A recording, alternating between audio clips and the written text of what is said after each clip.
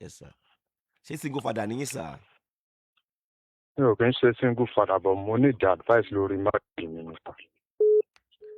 Ok. Ètò yìí àwọn tó wà fún sà ni àwọn tó ń jẹ́ single father tàbí single mother tàbí ẹni náà tó jẹ́ pé ó ti fẹ́ léyàwó ẹ̀ jáde síta tàbí Nǹkan ìyàwó tí ó ṣẹlẹ̀ gangan nǹkan tó ṣẹlẹ̀ gangan nìyẹn sà. ẹ mọ́ ti lé wọn mò ń gbọ́ yín sà ẹ jọ̀ọ́ torí Ọlọ́run mò ń gbọ́ sà. Problem tí mo ní ni pé ìyàwó ẹ mi ní problem láyé yín àmì Jésù pẹ̀lú sà. agbára Ọlọ́run orí afẹ́fẹ́ lẹ́wà. Àmì sà. Ìyàwó mi ń ṣe àwọn nǹkan tó pọ̀ gan tó dẹ̀ jẹ́ pé àṣírí ẹ̀ ti tú sí mi lọ́wọ́. Àkọ́kọ́ ni wípé wọn àti ọkùnrin níta wọn ti lọ jọṣẹ́ oyún. Ẹ mọ̀ pa rédíò ẹ pa rédíò yẹn o ẹ mọ̀ kí àsùnwọ̀n wọn mú yín o. Mo ti pa sà. Ẹ ti pa bẹ́yìn ó yá. Mo ti pa báyìí sà. Mo ti pa báyìí sà. Okay. Yes sir. So along the line ìgbà tí mo lọ bá àwọn parent ẹ̀ wọ́n ṣàbá wílédè kan. So lẹ́yìn ìgbà yẹn mo tún wá rí pẹ̀lú evidence pé ó sì tún ní àlè níta náà.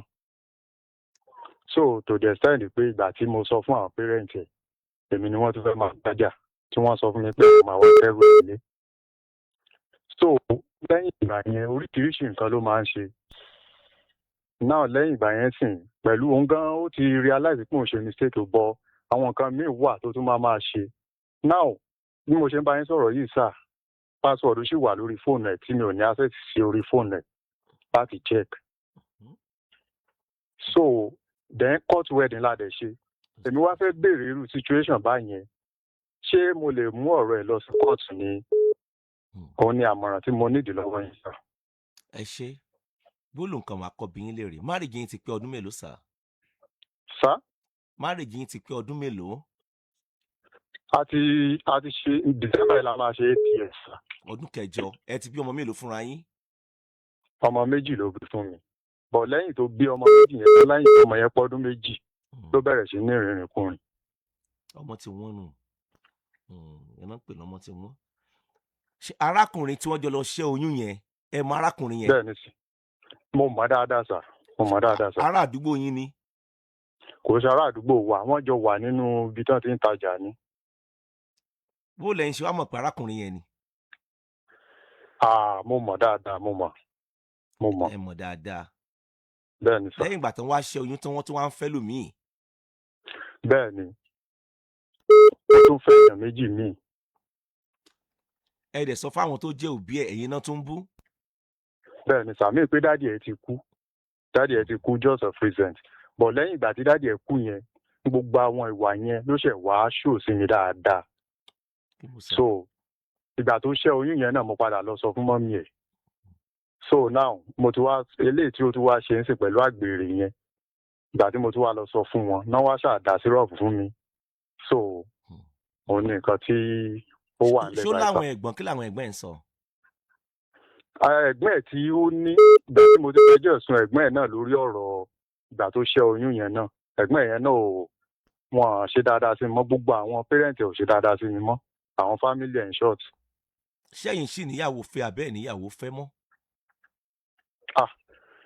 Mo nífẹ̀ẹ́ true mo nífẹ̀ẹ́ but bóun gangan ṣe ń ṣe àtàwọn family yẹn òun ló ń bá fún mi kó má lọ jẹ́ pé ikú ló kù fún mi sà. Ọlọ́mọjọ jẹ́ pé n tó kù náà nù torí ìfẹ́ tẹ ní ìrò tí iye mi máa ń sọ.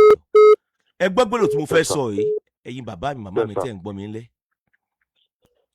Ọ̀rọ̀ tí alàgbà yìí sọ yìí mo ti sọ lórí ètò mo ti sọ rí. Mo níyàwó tó o bá fẹ́ tí bàbá àtìyẹ́ ẹ̀ bá wà láyé ó possible kó o mọ̀ tí ìmọ̀rú ìwà tí ń bẹ lọ́wọ́ ìyàwó ẹ. Ẹ pa rédíò alàgbà o. Yes sir. Mi ò tan rédíò sir, mi ò tan rédíò rárá. Fóònù yẹn má jẹ́ kó wà ní speaker. Okay sir. Ìyàwó tó o bá fẹ́ tẹnu bàbá àti ìyá tó bí lọ́mọ bá ká tó bẹ̀rù àwọn òbí ẹ̀. Mo ti sọ lórí ètò. Ó possible kó o mọ̀ tí ìmọ̀rú ìwà tí ń bẹ lọ́wọ́ ìyàwó ẹ o. Tí bàbá ò bá sí mọ́ tàbí àwọn méjèèjì ò bá sí mọ́ ìgbà yẹn ló tún wọ̀nyí pé ìyàwó tó fẹ́ ṣe ìyàwó alálùbáríkà ni àbí kì í ṣe ìyàwó alálùbáríkà. Stage kan ló tún dénú ìrìn àjò gbéyàwó yẹn. Another stage tún ni nígbà tó ń bá tọ́jú àwọn ọmọ yẹn tán ọmọ yẹn wà kéékèèké ó lè máa tọrọ orí tẹ. Nígbà tán ọmọ yẹn bá ti dé èèyàn tán nínú ayé tán lè tọ́jú ìyá wọn tí ìyàwó ẹ̀ bá tún ń ṣe nọ́mà padà lóòótọ́ mọ̀ pé lótìtọ́ àti lódodo ìyàwó alálùbáríkà ló fẹ́ nọ́mbà tó dáa ló mú. Torí ọ̀pọ̀lọpọ̀ wọn ó ṣe sùúrù fún ẹ tí wọ́n fi lù ẹ́ dáadáa tó fi sin ọmọ tí wọ́n délé lérí.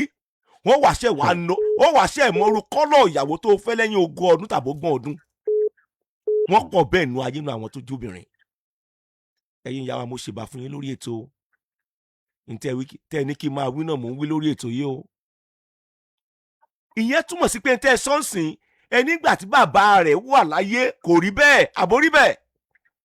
Bẹ́ẹ̀ ni kò rí bẹ́ẹ̀ sàbọ̀ àwọn méjì tí mo gẹ́ẹ̀tì pé ó ń fẹ́ yẹn sà kó tó di pé bàbá ẹ̀ kú ló ti ń fẹ́ wọn bọ́ ẹ̀yìn ìgbà tí bàbá kú tán ìrìn àtúndíṣẹ́ ìgbà tún fẹ́ mi sà. Ó ṣe wàá tú sí yín lọ́wọ́ nígbà tí bàbá wà láyé tí ń fẹ́ wọn yẹn kí ló dé tẹ́ sọ fún bàbá ẹ̀ wípé ọmọ tẹ́ ẹ fún mi ohun tó ń ṣe leléyìí.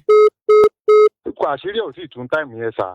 Àṣírí ò tí ì tú ẹ̀yìn ìgbà tí bàbá wa kú tán. ẹ̀yìn ìgbà yẹn ṣe ni àṣírí ṣẹ̀ wá tú sà. Mo tún sọ gbólóhùn kan pàtó rán wa létí ń sìn.